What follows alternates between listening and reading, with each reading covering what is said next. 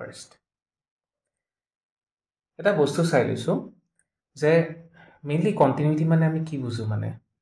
এতিয়া কণ্টিনিউটিৰ মিনিংটো আমাৰ কি হ'ব ফাৰ্ষ্ট আমি আৰম্ভ কৰিব লাগিব লিমিটছৰ পৰা এতিয়া লিমিটছৰ পৰা যদি আমি আৰম্ভ কৰোঁ তেনেহ'লে কোনোবা এটা ফাংচন এতিয়া লিমিট এক্সিষ্ট হোৱাৰ কণ্ডিশ্যনটো আমাৰ কি আছিলে ছাপ'জ আমাৰ এটা এফ অফ এক্স এটা ফাংচন আমাক দিয়া আছে আমি কিবা এক্স ইকুৱেল টু এ ইয়াৰ ডোমেইনত থকা কিবা এটা পইণ্ট আমি লৈ লৈছোঁ চ' সেইটো ফালৰ পৰা আমি এক্স ইকুৱেল টু এ যদি লিমিট এক্সিষ্ট কৰে বুলি চেক কৰিবলগীয়া হয় তেনেহ'লে আমি কি কৰিম লিমিট যেতিয়া এক্সটো এৰ লেফ্ট ছাইডৰ পৰা আহিব তেতিয়া এফ অফ এক্সটো ক'লৈ যায় আৰু এক্সটো যেতিয়া এৰ ৰাইট ছাইডৰ পৰা আহিব তেতিয়া এফ অফ এক্সটো ক'লৈ যায় সিহঁত দুয়োটা বস্তু এগ্ৰি কৰিব লাগিব লাষ্টত গৈ থৈ যদি এগ্ৰি কৰে আমি সেইখিনি সময়ত ক'ম যে লিমিট এক্সিষ্ট ৰাইট আৰু যিটো কমন ভেলু পাম আমি তাকেই কি বুলি ক'ম simply limit x tends to A F of x বুলি ক'ম মানে আমি এৰ এৰাউণ্ডত লিমিটৰ কথাটো পাতিব পাৰোঁ মানে ফাংচনটো এৰ ওচৰে পাজৰে থাকিলে কেনেকুৱা জেগালৈকে যায় সেইখিনি আমি গম পাম চ' এতিয়া সেইটো হৈ গ'ল লিমিট কিন্তু কথা হৈছে কি যেতিয়া আমি কণ্টিনিউটিলৈকে আহিম আমি লিমিটত নৰখোঁ মানে আমি সেই ফাংচনটোৰ এইটো ছাপ'জ আমাৰ ফাংচন হৈ গ'ল তাৰে যিটো এক্স ইকুৱেল টু এ আমি পাই আছোঁ এক্স ইকুৱেল টু এ তাৰ ওচৰে পাজৰে আমি বস্তুখিনি ষ্টাডি কৰিব পৰা হৈ গ'লোঁ কিন্তু আমি কেনেকৈ গম পাম যে ফাংচনটোৰ যিটো পইণ্টত মানে এফ অফ এ যিটো পইণ্ট আছে তাৰ এৰাউণ্ডৰ বস্তুটো মানে ফাংচনটো তাৰ থ্ৰুদি কোনো ধৰণৰ ব্ৰেক নোহোৱাকৈ বস্তুটো পাৰ হৈ গৈছে আমি কেনেকৈ গম পাম মানে তাৰ কাৰণে আমাক আৰু এটা এডেড বস্তু লগা হৈ গ'ল কি সেইটো হৈছে আমাৰ যিটো কমন ভেলু আমি পাইছোঁ সেইটো কমন ভেলু কাৰ লগত সমান হ'ব লাগে এই ভেলুটোৰ লগত সমান হ'ব লাগিব এফ অফ এ হ'ব এইখিনি হৈছে আমাৰ বেচিক কথা যে কণ্টিনিউটিৰ পৰা মানে লিমিটছৰ পৰা আমি কণ্টিনিউটিলৈকে যোৱাৰ কণ্ডিশ্যনটো আমাৰ কি হয় প্ৰথমটো সি লিমিট এক্সিষ্ট কৰিব লাগিব মানে এইখিনি বস্তু আমাৰ ছেটিছফাই হ'ব লাগিব তাৰপিছত যিটো কমন ভেলু ওলাব সেই কমন ভেলুটো আমাৰ এফ অফ এৰ লগত মিলিব লাগিব বাছ কথাখিনি সিমানেই আৰু ইয়াৰ ওপৰতে গোটেই বস্তুটো আমাৰ ঘূৰি আছে দেই নেক্সট আমি এটা বস্তু চাওঁ এইবাৰ মই ৰাব কৰি দিছোঁ নেক্সট এটা বস্তু আমাৰ কি হৈ আছে যে ডিফাৰেঞ্চিয়েবিলিটিৰ যদি আমি থিয়ৰিটিকেল এপ্ৰ'চটো চাওঁ তেনেহ'লে বস্তুটো কেনেকুৱা হয় প্ৰথমটো সি কণ্টিনিউৱাছ হ'ব লাগিব কিন্তু ডিফাৰেঞ্চিয়েবিলিটিকো আমি লিমিট হিচাপত ভাঙিব পাৰোঁ কথাটো কেনেকুৱা আছিলে আমি এটা বস্তু ফ'ল' কৰিম কিন্তু ষ্টিল দিয়াৰ ইজ টু লিমিট যদি আমি এক্স ইকুৱেল টু এ নামৰ পইণ্ট এটাত ডিফাৰেঞ্চিয়েবিলিটি চেক কৰিব বিচাৰি আছোঁ তেনেহ'লে আমি এই লিমিটটো এক্সিষ্ট হয় নাই চাব লাগিব কেনেকুৱা F of X minus F of A divide by X minus A এইটো বস্তু ৰাইট এতিয়া এইটো যদি এক্সিষ্ট কৰে তেনেহ'লে the function is said to be differentiable at the point X equal to A কিন্তু যদি এইটো বস্তু এক্সিষ্ট নকৰে তেনেহ'লে ফাংচন ইজ নট ডিফাৰেঞ্চিয়েবল কিন্তু ইয়াক আমি অলপমান ৰিফ্ৰেম কৰিম কেনেকৈ লিমিট এক্স আমি এটা নতুন পেৰামিটাৰ ডিফাইন কৰোঁ নতুন পেৰামিটাৰটো আমাৰ কেনেকুৱা H approaches 0 F of A plus H minus F of A divide by H ঠিক আছে চ' এতিয়া এফ অফ এ নাও আমি পপুলাৰলি এইটো লিমিটেই চাম যদি আমাৰ এইটো বস্তু হয় কিহৰ কাৰণে আমি চাম কাৰণ এই জিৰ' ফেক্টৰটোৰ কাৰণে এইটো আমাৰ কাৰণে বেছি ভাল হয় আৰু চ' প্ৰিটি মাছ এই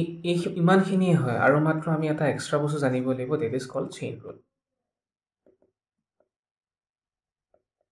চেইন ৰুলটো চিম্পল হয় ছাপ'জ তোমাৰ কোনোবা এটা ফাংচনৰ ভিতৰত বেলেগ এটা ফাংচন সোমাই আছে তেনেহ'লে যেতিয়া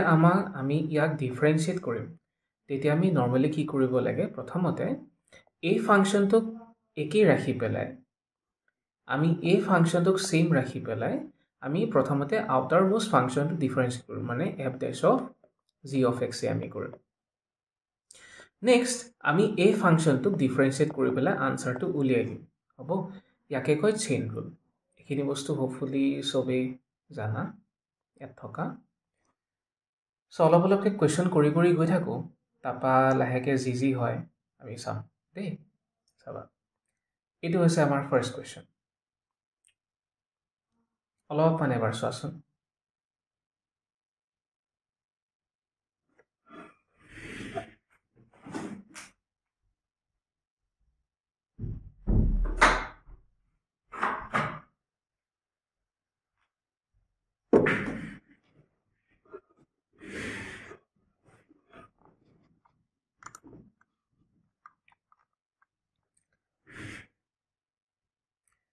ঋষিয়ে 4 বুলি কৈছে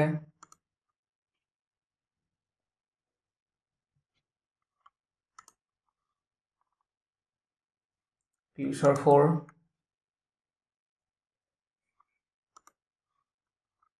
কৃতাৰ্থৰ 4 ডান yes exactly it is 4 কাৰণ মডুলাছ ফাংচনটো 0ত কণ্টিনিউৱাছ নহয় হয় নাই কিন্তু মডুলাছ ফাংচনৰ ডমেইনত আকৌ তোমাৰ 0টো আছে গতিকে যেতিয়া আমাৰ এভৰিৱেৰ ইন দ্য ডমেইন বুলি ক'ব গতিকে 0 পইণ্টটো আহি যায় কিন্তু কণ্টিনিউৱাছ নহয় এভৰিৱেৰ বুলি কৈ দিছে ন চ' এইটো বস্তু ইজ অৰ আৰ কাৰেক্ট সৰি মডুলাছ ফাংচনৰ এভৰিৱেৰ কণ্টিনিউৱাছ হয় ঠিকে আছে এইটোতো ঠিকে আছে মই ডিফাৰেঞ্চিয়েলৰ কথা কৈছিলোঁ বিটোতো আমাৰ ভুল হয় গতিকে কাৰণ ডিফাৰেঞ্চিয়েবল নহয় সি 0 নেক্সট আমাৰ ই ইণ্টিগ্ৰেল পইণ্টবিলাকত ডিছকণ্টিনিউৱাছ হয় এ আৰু ডি চ' আমাৰ question number option number 4 is correct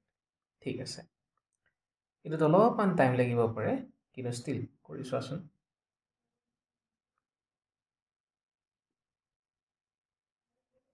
বা যদি তোমালোকে ইজি ৱেটো জানা তেনেহ'লে ইয়াৰ টাইম নালাগে আমি কৰি চাম কিন্তু 1 ওলাইছে ৱাও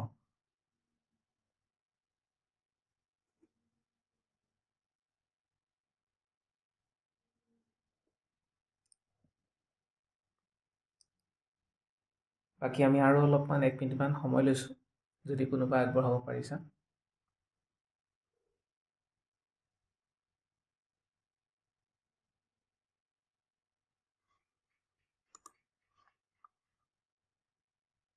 য়েছ বঢ়িয়া মই সেইটোৱে কৰিবলৈ গৈ আছিলোঁ কি পাইছা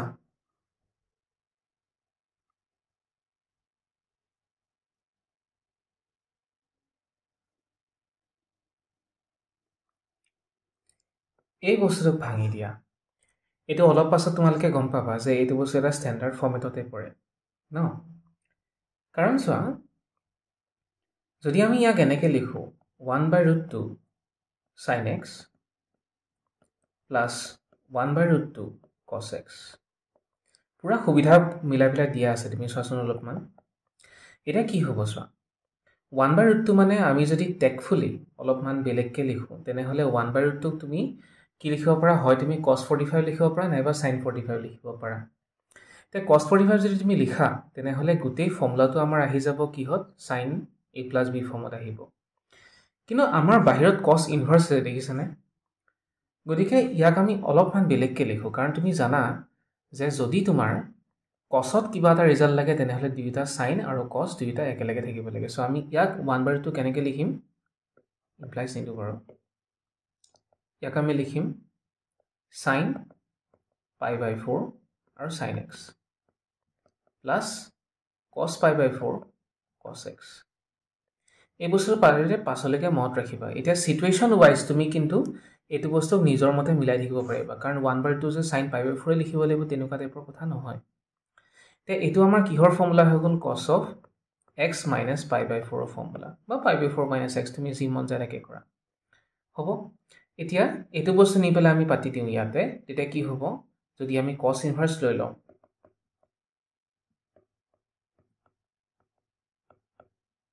তেনেহ'লে কি হ'ব cos আৰু cos ইনভাৰ্স বাকি আমাৰ কি হৈছে x minus π/4 বস্তুটো হৈছে এইটো যদি আমি ইয়াক ডিফাৰেন্সিয়েট কৰোঁ তেনেহ'লে কি পাম কাৰণ এই যেটো ফাংচন তুমি পাইছা নহয় এই ফাংচনটোৰ আসলতে এইটো হয় দেই ইয়াক যদি আমি ডিফাৰেন্সিয়েট কৰোঁ তেনেহ'লে আমাৰ কি ওলাব অকল 1 ওলাব গম পাইছা f of x therefore f dash of x is 1 আমাৰ অপশ্যন নাম্বাৰ 2 টো কাৰেক্ট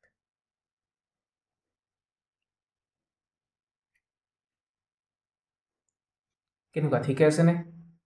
তোমালোকে লং মেথডত কৰিছা তাতো বেছি সময় নালাগিব কিন্তু লং মেথডত কৰি কেনেকে ওলাই মানে নোলালে মানুহ লোৱা নাই মোৰো একেই ওলালেই মানে টাইম ল'ব কিন্তু অলপমান লং মেথড অলপমান টাইম ল'ব কাৰণ তোমাৰ কছ ইনভাৰ্চৰ যিটো ডেৰিভেটিভ আছিলে -1/√1 - x স্কুৱেৰ সেইটোত ওলাই যাব লাগে কিন্তু তোমাৰ অলপমান টাইম লাগিব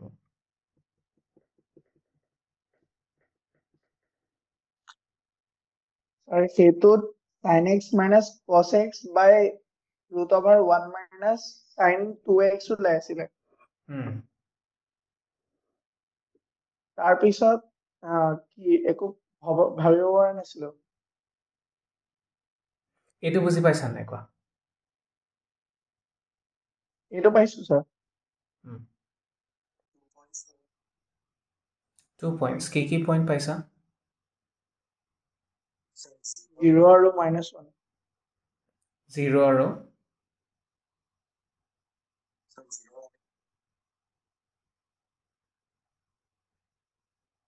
yes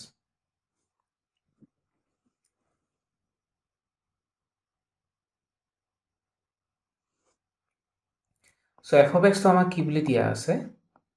x minus 1 divided by x into x minus 1 x plus 1 তোমালোকে কৰিছা কি তোমালোকে x minus 1 আৰু x minus 1 টো কেনসেল কৰি দিছা কিয় কৰিছা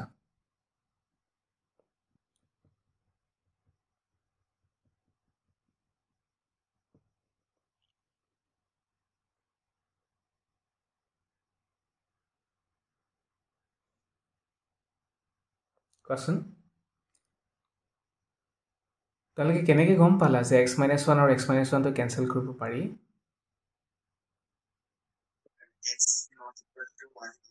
এক্স্যাক্টলি বঢ়িয়া চোৱা আমি এটা বস্তু শিকিছিলোঁ নহয় যে যদি x square equal to x হয় ইয়াৰ মিনিংটো দুইফালে x টো কাটি পেলাই x ইকুৱেল টু 1 পাতি আমি নথওঁ কিয় যেতিয়া আমি কিবা এটা বস্তু দি কেনসেল কৰোঁ তেতিয়া আমি এইটো বস্তু এনশ্যোৰ হ'ব লাগিব যে সি আচলতে নন জিৰ' হয় আমি x minus 1 দি কেনসেল এইকাৰণে কৰিছোঁ কাৰণ আমাক দিয়া আছে অলৰেডি যে x is not equal to 1 গতিকে x minus 1 টো কেতিয়াও 0 হ'ব নোৱাৰে সেইকাৰণে আমি কাটিব পাৰিলোঁ so 1/x into x plus 1 mainly এই ফাংচনটো x equal to 0 আৰু -1 ডিফাইন নহয় গতিকে ইয়াত এক্সেক্টলি 2 পইণ্টছ আমাৰ ডিফাৰেঞ্চিয়েবল নহ'ব সৰি কণ্টিনিউৱাছ নহ'ব মানে ডিছকণ্টিনিউৱাছ হ'ব ঠিক আছে এইটো সোনকালে ওলাই যাব কোৱা জাষ্ট এটা বস্তু সৰু কিবা এটা